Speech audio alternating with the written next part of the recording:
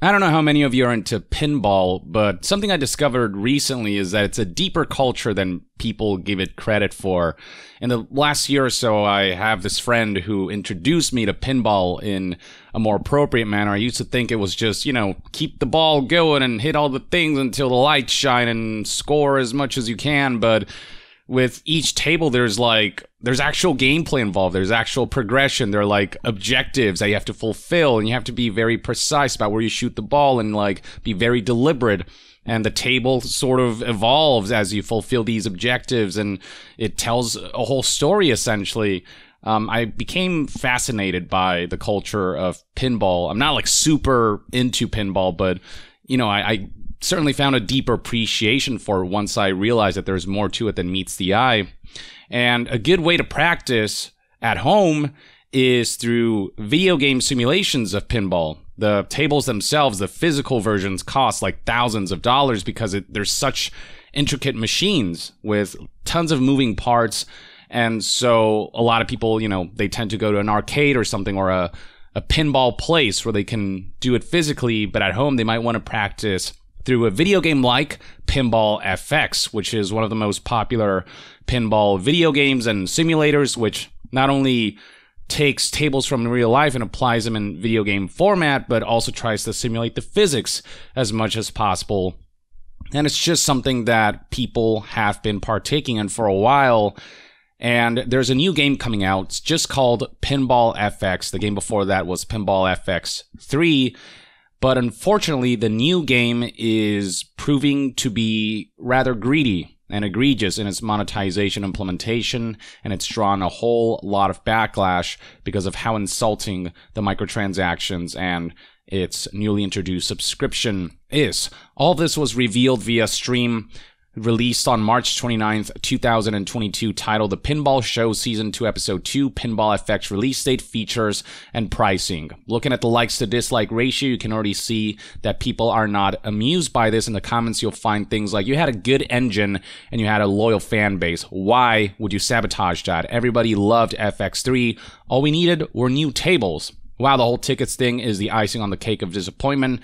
Tickets being the premium currency of this game, I'll get to that in a bit. At least it's made the decision of whether to rebuy all of my old tables much easier. Buying tables is where Pinball FX makes the bulk of its money, but the way that's being done with this new iteration is not amusing people. You've really dropped the pinball on this one, Zen. Dear fellow pinheads, don't buy into that crap. Let us all stick to FX3. Zen needs a wake-up call. They used to be the good guys, fair prices, table transfer, even gave us whole pinball packs for free in the past, and now this. It's a shame. So what happened?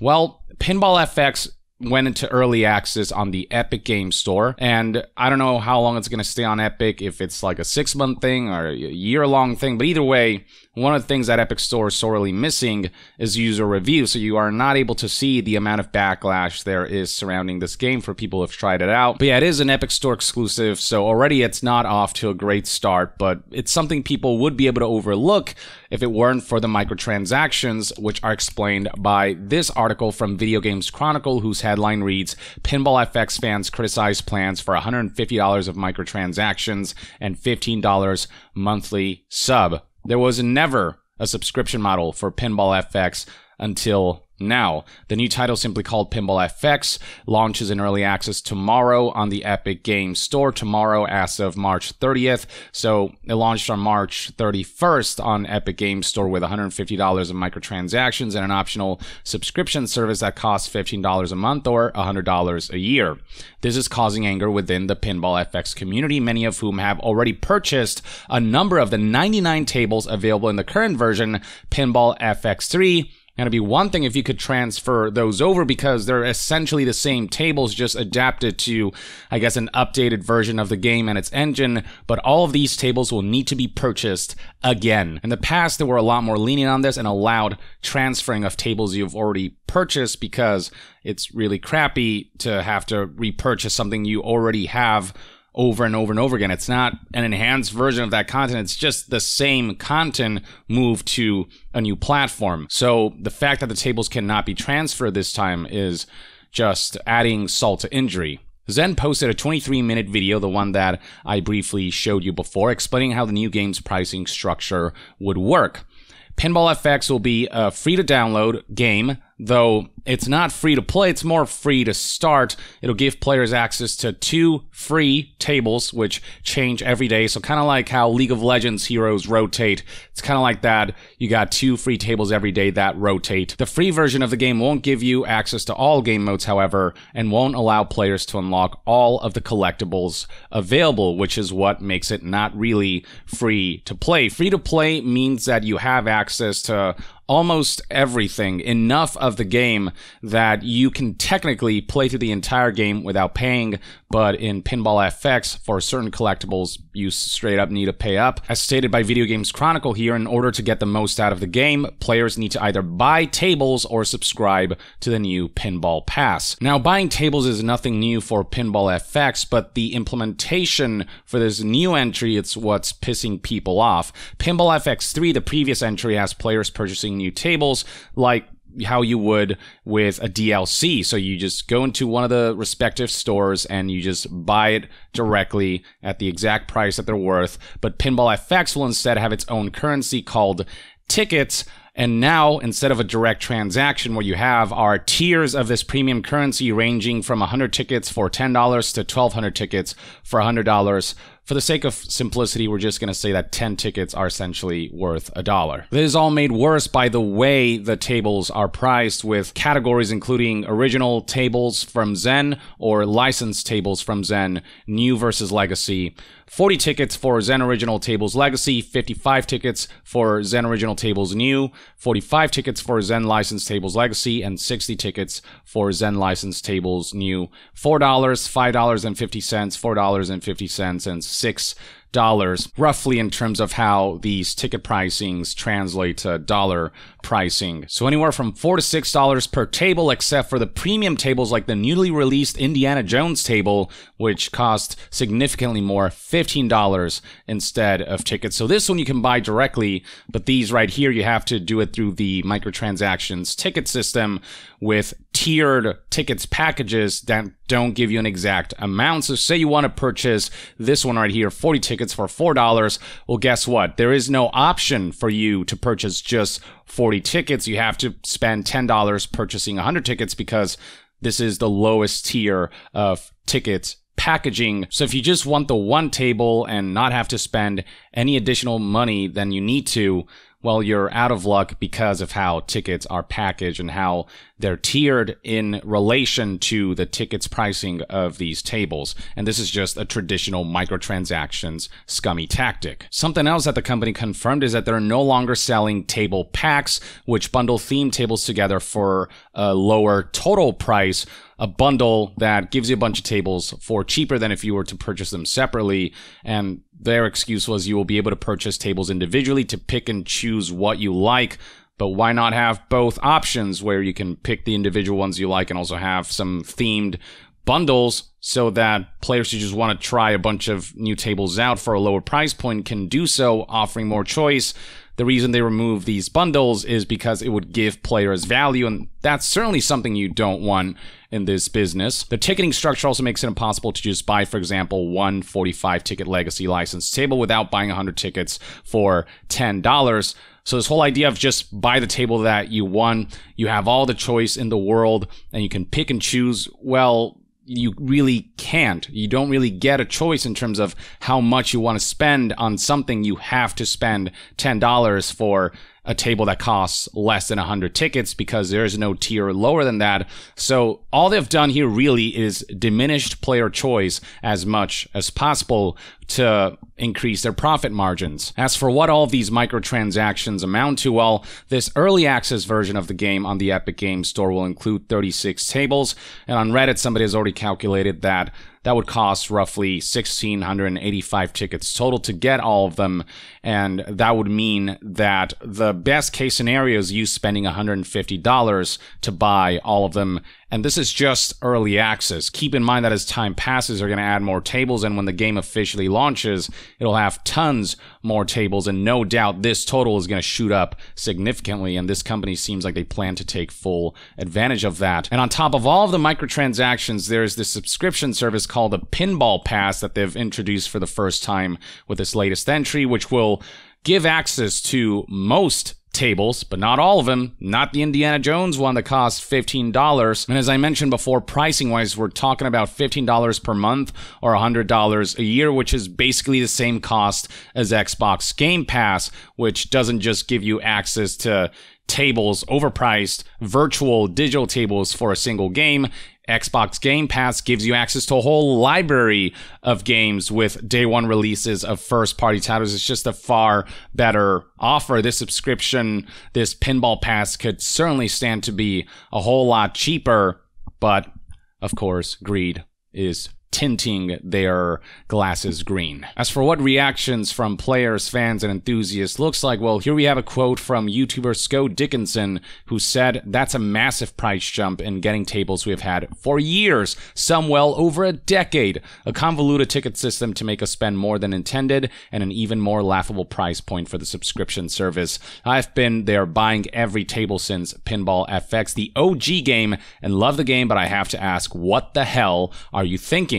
There should be a perma discount for accounts who own all the tables currently and not just be there week one for a third off or miss out. Indeed, at the very least, offer a very generous discount for the fans who've been supporting you all these years instead of screwing them over now that you're applying a new greedy monetization tactic." And as I previously mentioned, it's not like these tables have received any sort of major overhaul. They've just been taken from one platform to an updated one. I mean, outside updated physics and a camera mode, they're essentially the same old tables. You're literally just buying the same thing because they're asking for more money, which makes this more of like low-key subscription that isn't really so low-key when you think about it. Here we have a quote from community member Robert Mary, who just straight up said, "As someone who bought every Pinball FX table 1, 2, and 3, this ticket plan is a no-go. Just let us buy tables outright instead of through this convoluted ticket system that has players paying more money than they actually want to spend." Last but not least, we have user Metal Exile, who said, "Man, I wish you guys all the best, and I'm gonna be there buying stuff and supporting you regardless, but you've checked pretty much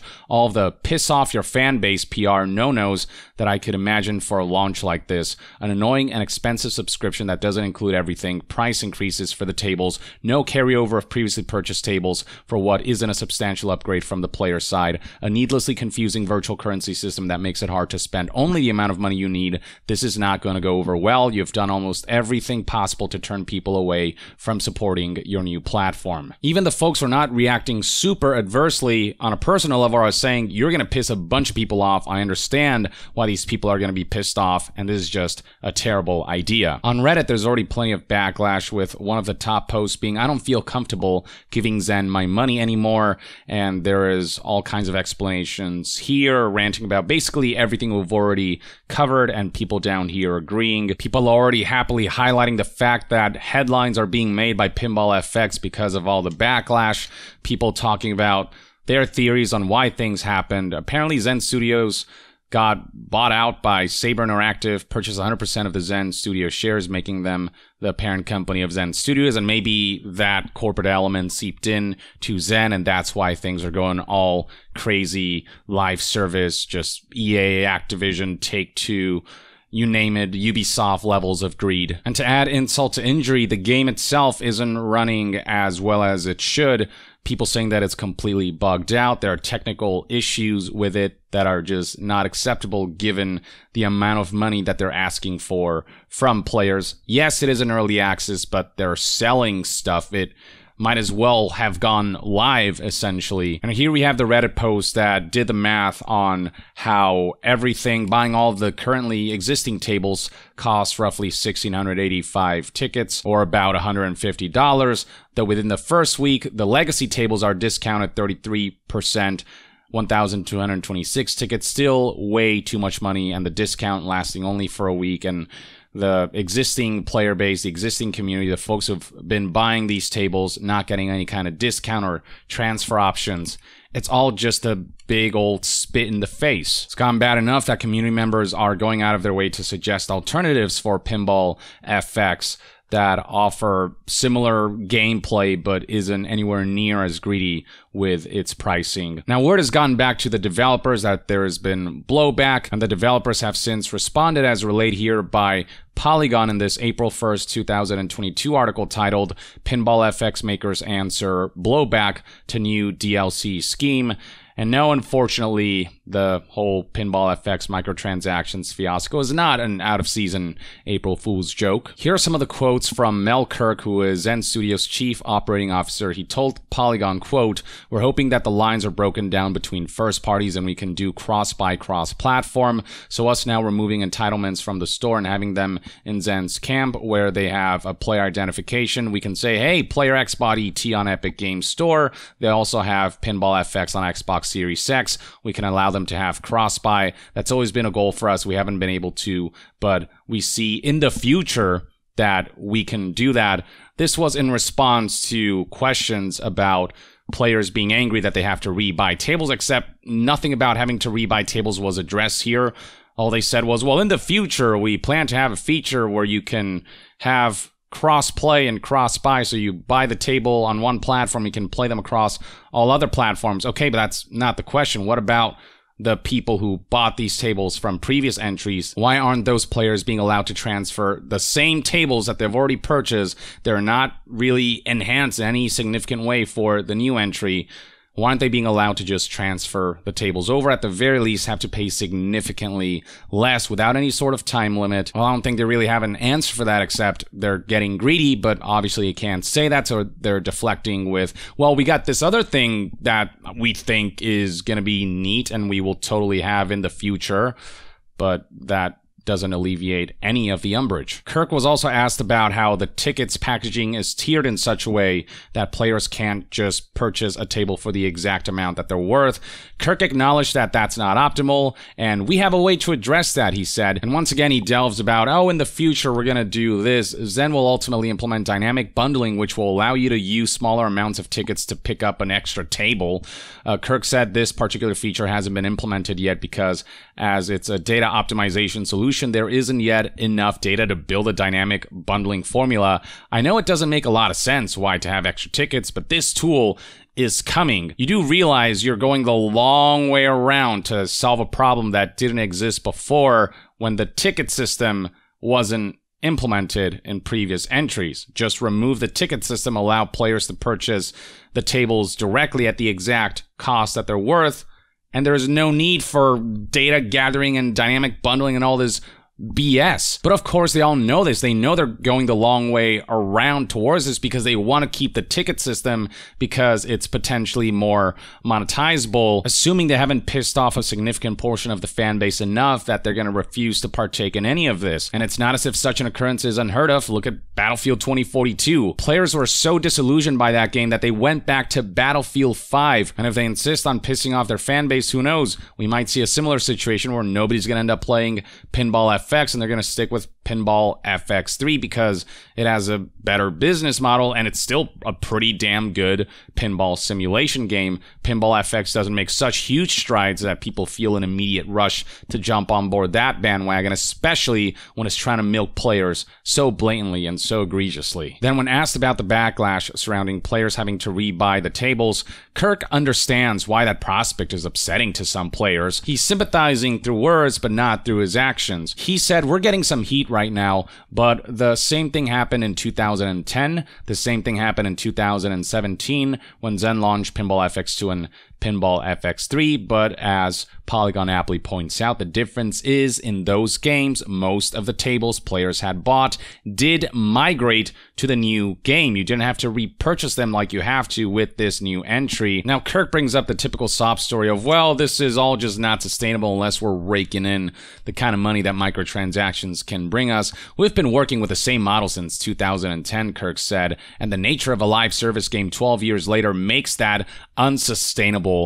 bullshit. I'm not saying a game shouldn't be monetized at all. Obviously, a game like this, which is, free to start, needs some elements of monetization, but they're crossing the line and leaping way over it, and it doesn't have to go that far. It doesn't have to nickel and dime players to this degree. There can be concessions that can be made. There can be better balance that can be achieved. If you think for a second that sustainability is what they're looking for, instead of making all of the money that they can make by exploiting players, then you've not been paying attention to the microtransactions landscape of the past few years. Kirk also pointedly mentioned that Zen Studios told its community about the platform change and what it would mean as far as rebuying tables 1 year ago. That doesn't matter. You can tell me something crappy is going to happen a year ago, doesn't make the thing happening any less crappy. Kirk then assured that if the subscription model of this game doesn't go down well, then they'll remove it. If everybody hates Pinball Pass, newsflash, they do. They don't find value in it,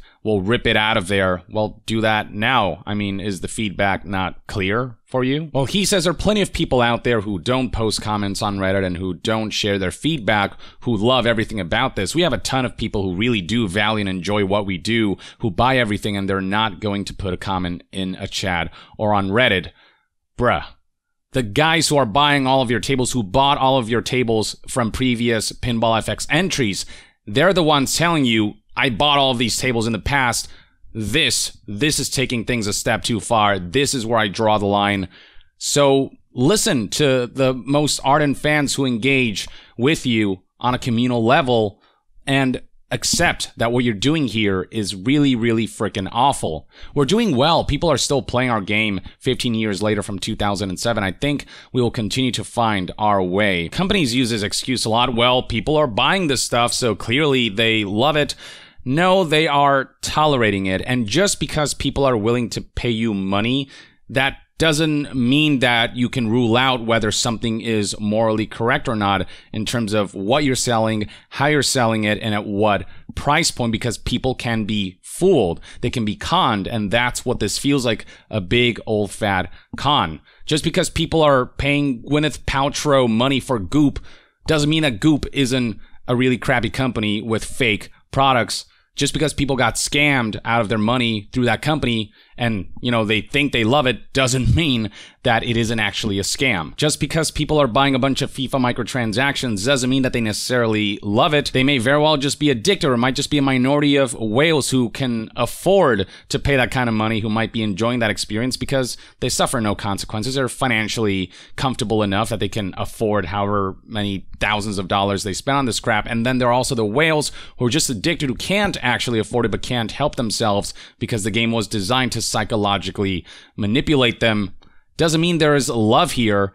It just means a minority of players are being exploited enough that you're raking in all the bucks from them, when the majority of players are telling you this sucks, but you're not listening to them because it's not ideal for your business strategy. So yeah, suffice to say that the Pinball FX situation here sucks. There's just no excuse here, no good excuse whatsoever. I've heard all of the excuses that Kirk provided before from other companies. It's all BS. They just want more money from more players. So yeah, this is where we're at with Pinball FX, ladies and gentlemen. And it's a perfect example of why I talk so much about microtransactions and loot boxes and monetization schemes on my channel. Because when major companies do them and find great success from exploiting players, it gives other developers ideas, including Pinball FX now, which once used to have a business model that was far more tolerable, but are getting greedy, seeing all of the success that all of these other live services are finding through their microtransactions tactics, and are trying to lean on that. But, if you want to destroy goodwill, if you're so short-sighted that you're willing to mar your reputation long-term enough that it might have severe consequences down the line, well, hey, that's on you. But the feedback here is very clear, and it's time for Pinball FX and the developers to stop pretending like people actually love this stuff. They don't. They really, really don't. Some people might tolerate it. Some whales might have enough money to partake in all of this. But plenty of people just want to enjoy virtual, digital pinball without feeling like they're being milked. So how about we get back on track, huh? But that's just one man's take on all of this. Let me know in the comments below what your thoughts and opinions are on Pinball FX's microtransactions and subscription. And if you're a Pinball FX player, just what are your general sentiments surrounding this latest story? And what do you think the prospects for the future of Pinball FX look like? Share your thoughts in the comments below, and to be further updated on all things gaming news, reviews, and discussions, stay tuned right here on Young Yeah. I'll see you guys next time. Young out.